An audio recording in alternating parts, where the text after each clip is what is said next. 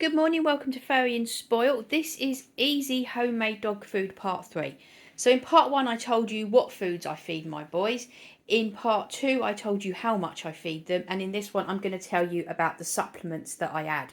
Now I would love to tell you that you don't need to add supplements, that just feed them the food and all is well, but it isn't, because naturally dogs would eat the whole animal, which is why raw feeding works so well for dogs. But I can't do raw feeding, I just can't bring myself to do it. So because I'm doing home cooking, they're not getting cartilage and bones and all of that kind of stuff.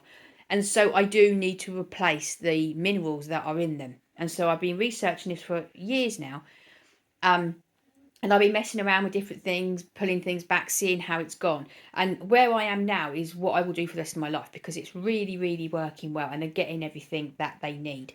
So I'm just going to go through with you the minerals and the supplements and everything else that I add to them. This is going to seem daunting, and I really don't want this part to put you off starting to cook for your dogs. It does seem a bit daunting, it seems a bit complicated, and I felt like that in the beginning. But now I'm into a rhythm with it, I don't even think about it, just get on and do it, and the dogs are doing so well. You know from watching my videos, I rescue dogs who come in such a state, and they're all fine. Look, they're all so healthy and they're all so happy and they're all so well, and I put that massively down to what they're being fed. Any of the supplements that I show you now, they're all in the description listed if you want to go to Amazon and buy any of them. So we're going to start with coconut oil. If you're familiar with my channel, you know I'm always going on about this. It is so good for dogs. It kills the infection, it moisturizes, it's a real fighter for them. So I give them a little spoon of that with every meal. The next is salmon. Now, when like I showed you in part 1, when I'm feeding them salmon as a meal, I use frozen salmon. The reason I never use tinned salmon is because it's too oily. But the good side to that is that it's a good way to get salmon oil into your dogs. So I give them a spoon of that every day with their dinner. I just treat it like a supplement. Now, when I looked at what vitamins and minerals are in bones, and just various other nutrients that they needed, 3 things that I came up with that I really wanted to get into the dogs and needed to get into the dogs were glucosamine, green lip mussel and hyaluronic acid. You can buy them all individually and do it all individually, and I'm not saying that I never will go down that path, but for many years now I've been using this Yumove joint care. I've listed it in the description. It's excellent, and like I said, I've messed around with it, I've taken them off it, put them on it, seen how they've gone. And Hump's over there, you know, if you know my channel, you know my dog from Korea. Because his legs were in, they didn't work when he came to us. And when I backed off with this a bit, they got worse. And so I know that it's doing good. Which was no surprise to me, because they need those minerals that are in those things. And so I give them that all the time now. Now, turmeric. Turmeric isn't technically a mineral it's not in bones or anything like that. But the reason that I give it to my boys is because it's such a great anti-inflammatory. And that's for the whole body. So any part of your body can become inflamed at any point, and this reduces it. And it's been proven over and over again in humans more than dogs. But the research is there. And again, I put them on it, took them off it, saw that it had an effect, and so I keep them on it all the time. Now, I do it, I just buy the turmeric myself, and I buy the black pepper myself. And I did for years. I bought this product here. It's a great product. I used it for years. Nice and convenient. It's listed in the description, and it's just the capsules, and you can just take the powder out of the capsules and put it onto their food. And it's got the black pepper, because you need to activate turmeric. You need 2 things. You need black pepper and you need a fat, and that's where the coconut oil and the salmon comes in. It's a fat, and that activates the active ingredient in the turmeric. Without them, turmeric's pointless. It won't work. You also need black pepper. Now, what I did was I researched it, as I always do. But another thing that I did, which might be nice and reassuring for you, is on the back of this packet, it tells you there, look, each tablet contains 500 milligrams of turmeric and 5 milligrams of black pepper. And that's for a 10 kilogram dog. So that is how I do it. Now, in a minute, I'm going to show you how I weigh things out, so it's nice and easy. So for a 10 kilogram dog, give 500 milligrams of turmeric and 5 milligrams of black pepper. It's basically the diddiest, tiniest little pinch of black pepper.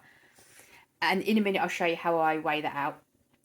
And then, no surprise to anyone, calcium. They have to have calcium. And if they're not getting bones, they're not getting it. So they have to have calcium. And this is how I do my calcium. So for a 10 kilogram dog, I do 666 milligrams. Now I know that sounds a bit fussy and a bit complicated, but it isn't, because I'm going to show you how I do it. So I bought this packet of scoops. Again, they're listed below. One of these scoops is 500, so they all come in different sizes. So there's a really diddy tiny one, so you can get your 5 milligrams of black pepper. But there's a 500 milligram one, which is perfect, because 500 milligrams for every 10 kilogram of dog is how much you need of turmeric. So for me, I just give 1 scoop to my little Albert because he's 10 kilograms. I give 1.5 scoops to my other dogs because they're 15 kilograms.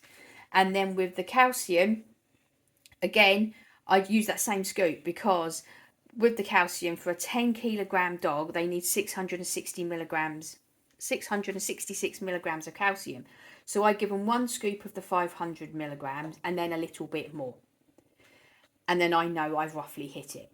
Now, the reason I'm okay to say roughly hit it with the calcium is because if a dog is eating an animal, the amount of calcium they're getting will never be exact. And so you don't have to be 100% spot on with it, but you have to be kind of near there. So let me just say that again. So for a 10 kilogram dog, they need 666 milligrams of calcium. There are 100 different kinds of tablets out there that you can buy that are calcium and vitamins and supplements and this and that and this and that. And you just don't know. They could be full of fillers. I don't know. The Yumove product that I'm talking about, that could be full of fillers. But all I know is that my dogs are doing really, really well on it. And for how easy it is and how cheap it is, really cheap, get yourself a bag of calcium, get yourself a scoop and put it on top of their dinner. It's just so easy to do it. Please don't be put off by this part of it, because I was a bit like, oh, I don't know, I could be getting it wrong. What happens if I'm damaging them? But I researched it. I researched and researched, and I got it from various different places over and over again. How much calcium do dogs need? And that's how much they need. And like I said, the turmeric and all the rest of it. So please don't be put off by this part of it. Just get into a rhythm with it. Get your scoops, get your stuff, and just put it on top of their dinners. And you're probably watching this thinking, yeah, I know dog food is processed and it's bad. I know that. And I want to home cook. But that you've just made it sound so complicated. And I completely get it. But if you just try it and you get into a rhythm, and you'll see how I think the thing with it is, for lots of people that I talk to about this, they see how much itchy skin cleared up, hot spots went, behaviour, they just calm down, because dog food is so full of toxins and so full of sugar and stuff like that, so that when you change, they just calm down because the sugar's all gone. So I would highly recommend that you do it and you try it. But remember, when you're changing from a dog food to homemade, you have got to go slowly, because you've got to detox your dog off the sugars.